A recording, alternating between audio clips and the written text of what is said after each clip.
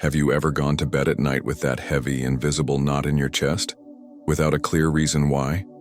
Your day was not catastrophic. Nobody insulted you, and yet, there it is. The quiet ache, the restless mind, the unshakable tension. It's as if you've been carrying a bag of stones, but you can't remember putting a single one inside. Most of us assume that peace is stolen from us by the world, by bad news, by toxic people, by circumstances beyond our control. But here's the uncomfortable truth. More often than not, we are the ones quietly sabotaging it, brick by brick, thought by thought. And we do it so subtly, so automatically, that it feels normal. Imagine this. You're having coffee in the morning, and a small memory surfaces. Something someone said last week that irritated you. You replay it once, then again, and then, without even noticing, you're narrating a whole inner courtroom trial against that person. By the time you finish your coffee, the day already feels heavier. Not because of them, because of you. This is how peace erodes, not in sudden explosions, but in slow, invisible leaks. Today, I want to invite you to explore the 7 subtle ways we destroy our own peace. These are not obvious sins. They're not the dramatic moments you could point at and say, "That's when I lost it." They're quiet habits of mind and heart that work beneath the surface, often disguised as being realistic, just thinking things through, or standing your ground. And here's the catch. The more invisible these habits are to you, the more power they have over your life. They are the silent thieves you carry inside your own pocket, and until you name them, you'll keep blaming the outside world for an inside job. By the end of this journey, you'll not only be able to spot them, you'll know how to disarm them before they take root. And maybe, just maybe, you'll start ending your days with something better than that invisible knot.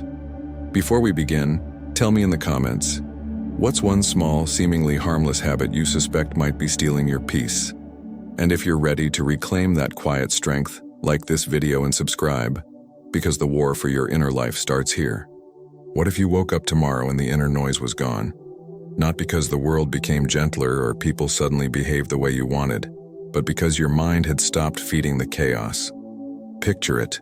You open your eyes, and instead of mentally scrolling through yesterday's irritations, you feel a kind of spaciousness inside. Your morning coffee tastes richer because you're actually present to taste it. You check your phone without that spike of anxiety.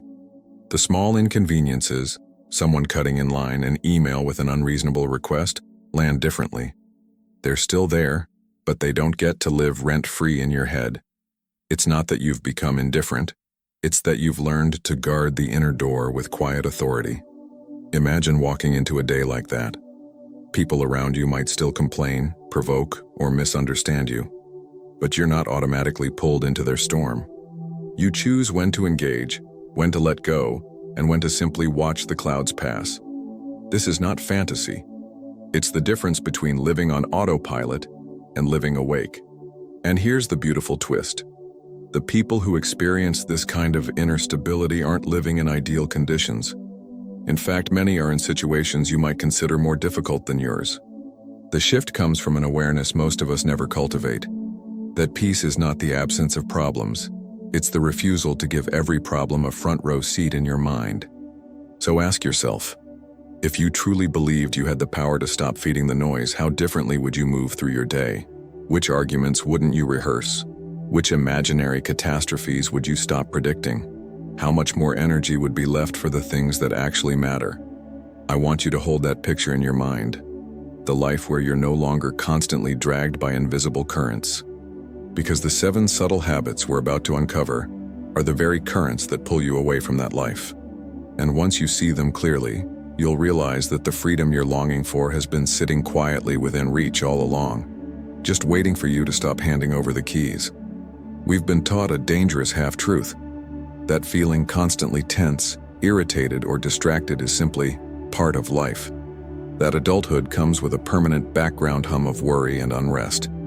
But what if that belief is the very thing keeping us trapped? Here's the disruptive insight. Emotional turbulence is not the natural state of a mature mind. It's the consequence of undisciplined attention. And undisciplined attention is not an unchangeable trait. It's a habit trained over years, often without us realizing it. Think about it. If you've been practicing for years without knowing how to dwell on grudges, anticipate disasters, or replay mistakes, you've essentially been building mental reflexes that work against you. Like a pianist practicing wrong notes, you become faster and more fluent in the very patterns that rob your peace. And because everyone around you seems to be doing the same, scrolling anxiously through news, defending old wounds, overanalyzing every social interaction, you assume it's normal. You even bond over it. Entire conversations revolve around stress, irritation, or complaints.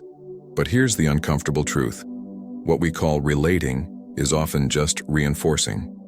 Viktor Frankl, who endured the concentration camps, observed that between stimulus and response there is a space. And in that space lies our power and our freedom. Most of us never inhabit that space. We jump from stimulus to reaction so quickly that it feels like there's no choice at all. But that's an illusion, a dangerous one, because it leaves us feeling powerless over our own emotional state. This false normalcy is why so many people never even try to reclaim their peace. They're not resisting the problem because they don't know it's a problem. They think it's reality itself. So here's the rupture point. It's not life that is noisy. It's your participation in the noise. Once you understand this, the possibility of a radically calmer existence is no longer a vague dream. It becomes an act of discipline, a skill you can practice daily. And that's what makes the 7 subtle saboteurs so insidious. They don't feel like intrusions. They feel like you. Recognizing them will feel at first like questioning your own reflection. But that's exactly where transformation begins. When we talk about reclaiming inner peace, it's easy to slip into vague encouragements. Let go of what doesn't serve you. Don't let things get to you. But those phrases, while well-intentioned, are like telling someone lost in a forest to just find the exit. Without a map, they're meaningless. That's why we need the guidance of those who navigated far darker landscapes than ours and still preserved their inner life. Take the example of the Stoic philosopher Epictetus. Born a slave, he endured physical disability and political instability, yet he insisted, "It's not what happens to you, but how you react to it that matters." This is not a call to ignore injustice or pretend pain doesn't exist. It's a reminder that no one can force your mind to surrender unless you hand them the keys. Or consider the words of St. Thomas Aquinas, who viewed peace not as a passive calm, but as the fruit of an ordered soul, one in which reason, will, and desire are aligned toward the good. For him, peace was not something you stumbled upon. It was the natural byproduct of living in harmony with truth. Even in more recent times, Viktor Frankl distilled this wisdom into something strikingly practical. Our freedom lies in the space between what happens and how we choose to meet it. That space can be widened through reflection, discipline, and deliberate choice. These thinkers, separated by centuries and circumstances, converge on the same principle. Peace is not primarily about removing external chaos, but about cultivating inner mastery. And inner mastery is not mystical, it's methodical. It's built on daily practices of attention, restraint, and alignment with values that are bigger than your fleeting emotions. The trouble is, modern life trains us in the opposite direction. Our devices and routines reward instant reactions, emotional reactivity, and constant mental clutter. Without even noticing, we become apprentices to distraction. And if you've been trained for years to scatter your attention, it's naive to expect peace to magically return without retraining it. This is where the 7 subtle destroyers of peace reveal their true danger. They are not one-time mistakes, but repeated patterns that slowly sculpt your character. Left unchecked, they turn you into someone who reacts more than responds, who defends more than understands, and who is constantly at war with shadows of your own making. Our task is to name them, to see them for what they are, and then, one by one, to dismantle them. Before we expose each of the 7 destroyers, we have to understand why they're so hard to spot. They wear the mask of normality. They blend into your daily life like background noise, always there, rarely noticed, and slowly eroding your foundation. The first thief is mental over-rehearsal. That habit of replaying conversations or scenarios as if practicing for a performance that will never happen. It feels like preparation, but it's really an endless loop that burns mental energy and stirs emotional residue. The second is hidden comparison, measuring yourself against people you encounter casually, whether on the street, at work, or on social media. You may not speak it out loud, but that quiet sizing up plants seeds of resentment, inadequacy, or superiority, none of which bring peace. The third is micro-defensiveness, that reflex to justify yourself in small, subtle ways. A harmless comment from a colleague becomes an invitation to prove your worth. It's exhausting because you're defending a self-image that might not even need defending. Fourth is resentment maintenance, keeping small grudges alive like embers you occasionally blow on. You tell yourself it's about justice, but in truth it's about holding on to a narrative where you are right and they are wrong. The fifth is catastrophic forecasting, mentally writing worst-case scripts for the future, as if imagining them could protect you. It doesn't protect, it poisons. The sixth is over-identifying with feelings, believing that because you feel something intensely, it must be true or permanent. Emotions become dictators rather than indicators.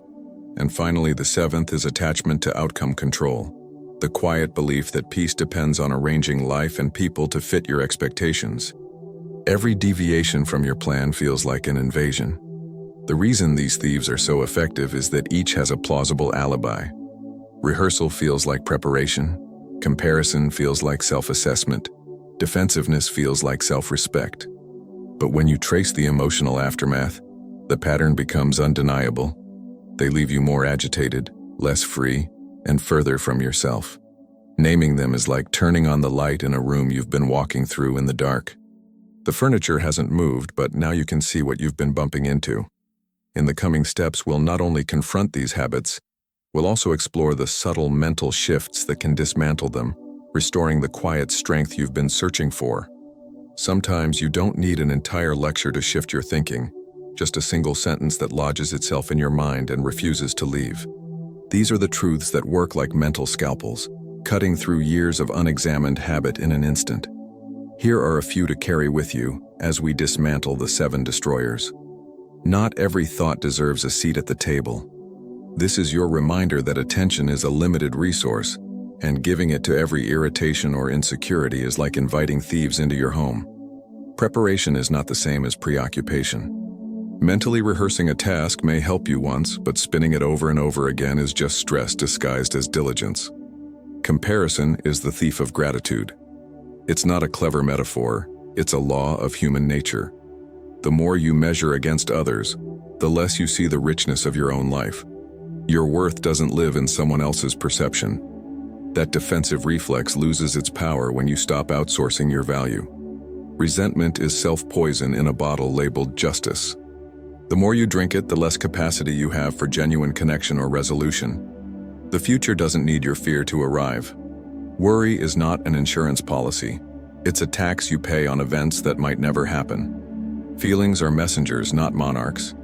They can inform you, but they must not rule you. Control is not the doorway to peace. It's the lock on the door. The more you try to micromanage outcomes, the more you suffocate the very freedom you crave. Memorable phrases like these are not magic spells. They don't automatically change you. But they can act as anchors when your mind starts drifting into old patterns. You catch yourself mid-comparison, mid-grudge, mid-forecast of doom, and one of these lines flashes like a warning light on the dashboard.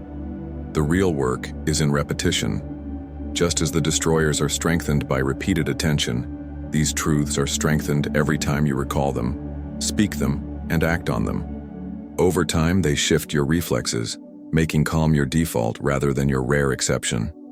And this brings us to a surprising tension, a paradox, that can either trap you or set you free. Here's the paradox. The more fiercely you chase peace, the more it slips away.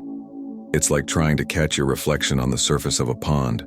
The harder you reach, the more you disturb the water. We often treat peace as a prize to be earned only after every loose end is tied, every misunderstanding cleared, and every uncertain future neatly resolved.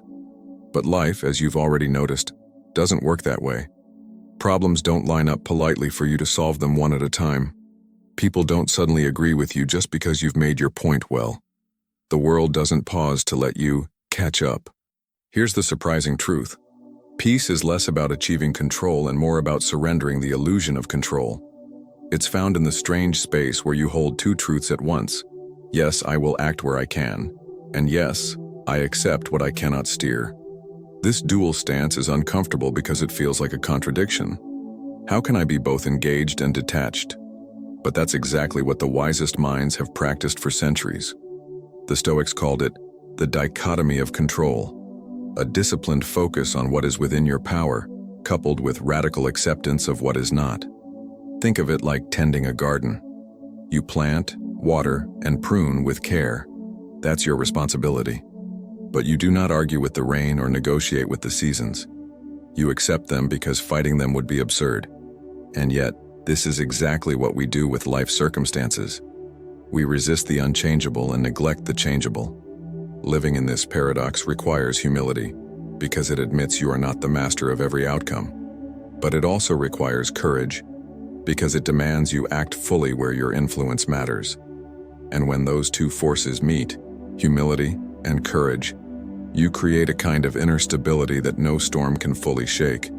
The destroyers we named earlier feed on your resistance to this paradox. They thrive when you try to control the uncontrollable or surrender what's actually yours to shape. Learning to live inside this tension isn't just a philosophy. It's the skill that transforms every relationship, every challenge, and every quiet moment alone with yourself. And in the next step, we'll explore the deeply personal reward that comes when you stop fighting the wrong battles. When you begin to disarm the 7 subtle destroyers, something unexpected happens. The world doesn't become magically softer, but your inner stance toward it changes so profoundly that it might as well have. Picture this. You're still in traffic, but the difference is that your chest isn't tight, your jaw isn't clenched, and your mind isn't replaying an old argument.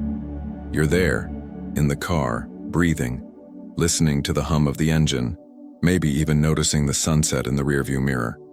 It's not that traffic is good now, it's that it no longer owns you. The reward of inner peace isn't just the absence of agitation, it's the return of presence. Suddenly, conversations feel richer because you're not mentally somewhere else. Meals taste better because you're not seasoning them with worry. You start noticing details you used to rush past. The way your child's laughter rises and falls. The way your friend's eyes brighten at a story. The simple rhythm of your own footsteps on the pavement. And there's a deeper shift too, one you can't measure in productivity or even mood. You begin to realize that your value was never tied to how much you could control, how perfectly you could prepare, or how many battles you could win. Instead, it flows from how aligned your actions are with your values, even when life doesn't bend to your will. This alignment creates a different kind of confidence, not the loud, showy kind, but the quiet assurance that you can face whatever comes without collapsing inward. And people around you will feel it. They might not name it as peace, but they'll sense the steadiness, the absence of that frantic energy so common in daily life. The most beautiful part? You no longer see peace as a fragile thing that can be stolen at any moment. You start to understand it as a practiced posture, something you carry with you even into chaos. This is the reward that makes the work worth it. A life where your inner state is no longer at the mercy of every circumstance, every mood, every passing irritation. Where you are free, not because the storms have stopped, but because you've learned how to walk steadily through them. And beneath this transformation lies a clear framework, a way of seeing and acting that ties all these ideas together. That's what we'll uncover next. Beneath every lasting change is a structure, a way of understanding the world that turns insight into habit. Without it, even the best advice becomes like water poured into your hands, refreshing for a moment, gone the next. The framework for protecting your peace can be traced to 3 timeless disciplines: awareness, ordering, and alignment. Awareness is the skill of seeing your mental and emotional patterns in real time. Most people only notice the aftermath of disturbance, when the irritation has already taken root. Awareness moves the moment of recognition closer to the trigger. You catch yourself rehearsing that old argument or slipping into comparison before it swallows your attention. Ordering comes next. St. Thomas Aquinas spoke of peace as the fruit of an ordered soul, one in which reason governs emotion, and both serve a higher aim. Ordering means deciding which thoughts, desires, and impulses have priority, and refusing to let lesser things rule the day. It's where you put the 7 destroyers in their place, not by force but by giving more weight to what truly matters. Alignment is living in harmony with your core values, even under pressure. This is where philosophy meets action. If you claim to value patience but snap at minor delays, or claim to value honesty but shade the truth to protect your image, your inner life will always feel fractured. Alignment repairs that fracture. Together, these 3 form a loop. Awareness shows you what's happening, ordering decides what deserves your energy, and alignment ensures your actions match your principles. The more you move through this loop, the more reflexive it becomes.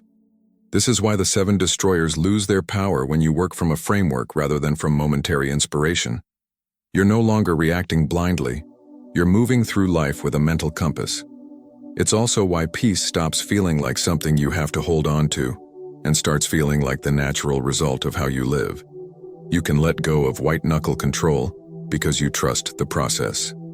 And in the final step, we'll bring this full circle, ending with a challenge that could make this journey more than just another video you watch. We began with a question: why does peace feel so fragile, so easily stolen? Along the way, we discovered the truth. It's not only stolen from the outside, but quietly surrendered from within, through 7 subtle habits that we often mistake for normal life. Now you know their names. You've seen how they work. You've glimpsed the paradox that true peace is not about controlling everything, but about releasing the illusion of control, while acting with purpose where you can. You've learned that the reward is not a life without storms, but a life where storms no longer dictate who you are. And you've seen the framework, awareness, ordering, alignment, that can turn these insights into a way of living. But here's the final truth. None of this matters if it stays as information. Peace is not a theory to admire, it's a discipline to practice. And practice happens in small, ordinary moments, the kind that never make it to your highlight reel. The next time your mind replays an old insult, stop mid-scene and tell yourself, not every thought deserves a seat at the table. When you feel the urge to mentally prepare for a disaster that hasn't happened, remind yourself, the future doesn't need my fear to arrive. When someone tests your patience, ask, will I order my soul by reaction or by choice? These are the moments when you either feed the destroyers or starve them. So here's my challenge to you. For the next 7 days, pick one of the 7 destroyers and work on it with relentless awareness. Don't try to fix them all at once. Just notice, interrupt, and redirect that one pattern whenever it appears. At the end of the week, reflect on what changed, not in your circumstances, but in you. If you do this, you'll see what I mean when I say peace is not fragile. It's a muscle. The more you use it, the stronger it becomes. I want to hear from you. Which of the 7 destroyers speaks to you the loudest right now? Which one are you committing to disarm this week? Share it in the comments, not as a performance, but as an act of claiming your own process. And if you're ready to keep building this quiet, unshakable strength like this video, subscribe and join us here. Because your inner life is the most valuable territory you'll ever guard, and it's time to stop giving it away.